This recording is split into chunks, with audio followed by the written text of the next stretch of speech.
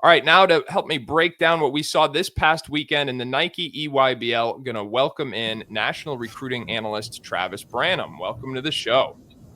Thanks, man. Trav, Great to see you again. Last week, yeah, you too. So last week we introduced this new concept called rankings risers, and basically what that meant is that we were going to update a select player or two in national rankings when they proved themselves deserving. Now, we weren't going to be reactive to this. It wasn't going to be just one evaluation and we shuffle things around.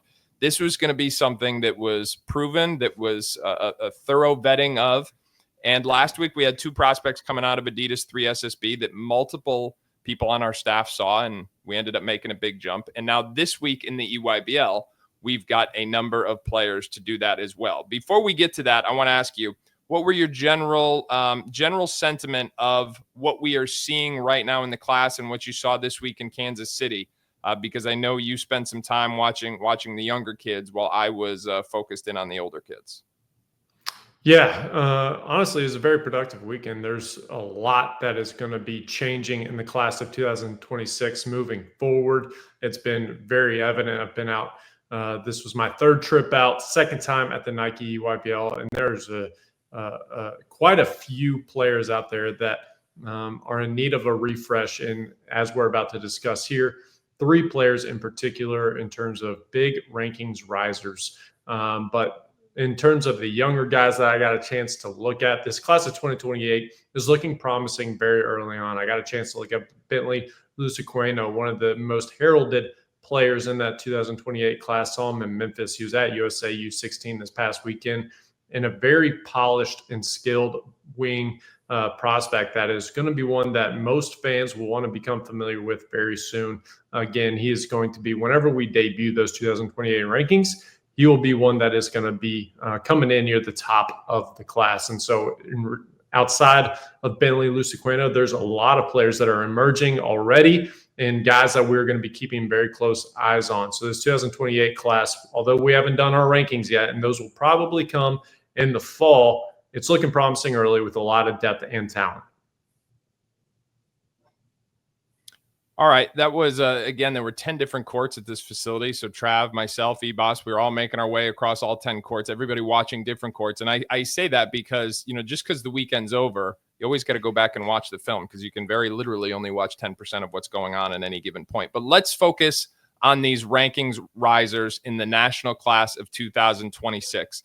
The first player to know is J.J. Andrews. J.J. Andrews from Brad Beal Elite came into the spring ranked number 42 overall. And now, immediately, he will jump up to number 17 in the national class of 2026. We are talking about a power southpaw wing. He's had a big reputation for virtually his entire high school career. He's already committed to home state Arkansas. But what we've seen this spring, again, in 3 straight sessions now, is a newfound level of both skill and maturation in his game. His shooting has gone to new levels. His shot selection has gone to new levels. There's added nuances in terms of his ability to utilize his size and physicality to get to the free throw line. I think he's better weaponized his handle. He's no more just a bully on the wing. He can still put his head down and out-muscle you if he need to, but he's got a lot more game and a lot more nuance than he did a year ago. He jumps up now to number 17 overall in the class. Trav, what is your take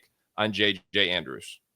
Yeah, I mean, when I watched him for the first time this spring, going back to obviously last summer, I mean, it was very evident. He's made a big jump in his skill development. And like you said, going back to last summer, he's more of a bully ball wing, guy that put his head down and much more stronger than all of his peers, much more athletic at that stage, a guy that could just get to the rim, finish, and also rebound the basketball and defend at a high level. However, this time in Memphis, it was glaring how talented he is and just how much improvement he has made, not just with the shooting, as you mentioned, but he's also showing a lot of feel and ability as a playmaker and as a passer. This guy is just stuffing the stat sheets. And there's times where you go out to a court, you watch players play, and there's somebody that just jumps out at you and they just move different.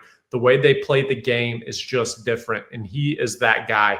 And when I saw him in Memphis, I was blown away by just how far he'd come in terms of this was also fresh off the commitment to Arkansas. Sometimes kids will come off those commitments and they start feeling a little bit more relaxed. And this has obviously turned into a very positive for him.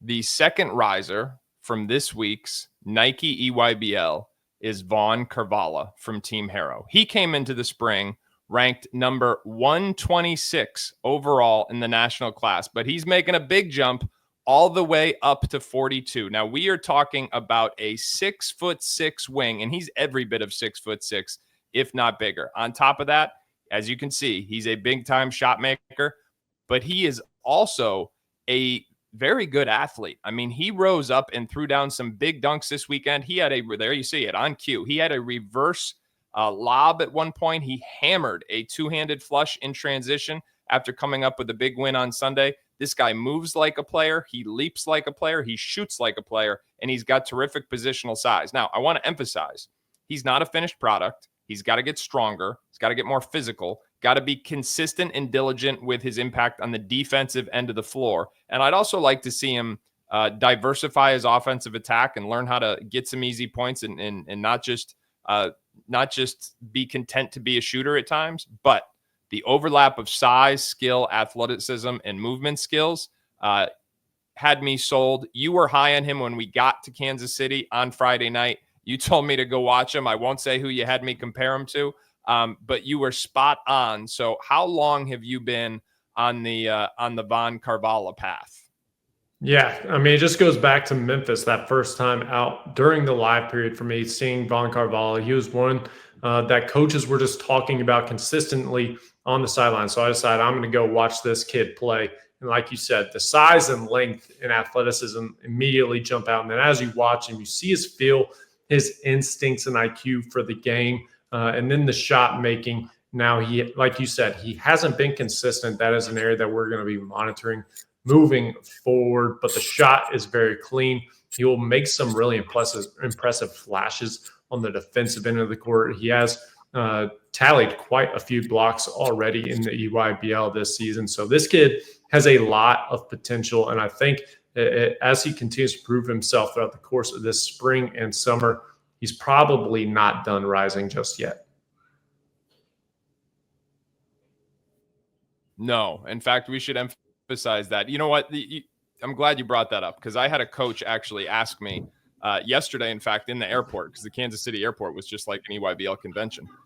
Someone said to me, like, what are you going to do if the guys you raise up aren't able to sustain it? And what I explained is, I said, that's why we're not being reactive to this. We're making sure that multiple guys on the staff see the same thing before we're making the move. And in every case, we're being conservative. So while JJ Andrews goes up to 17, he could probably be higher. Why Vaughn Carvala goes up to 42, I'm going to be frank, if he puts it all together, he'll end up being higher.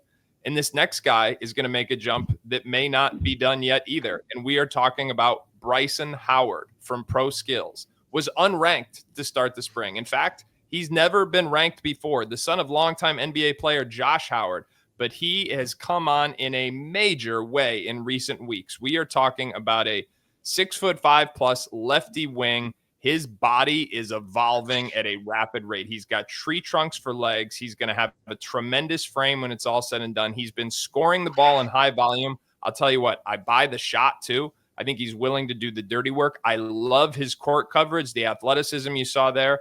Trav, this guy is a major riser, again, coming from outside the rankings. First time that's happened. Outside the rankings, and we're putting him automatically in that top 60 territory. Tell me about what you have seen from Howard.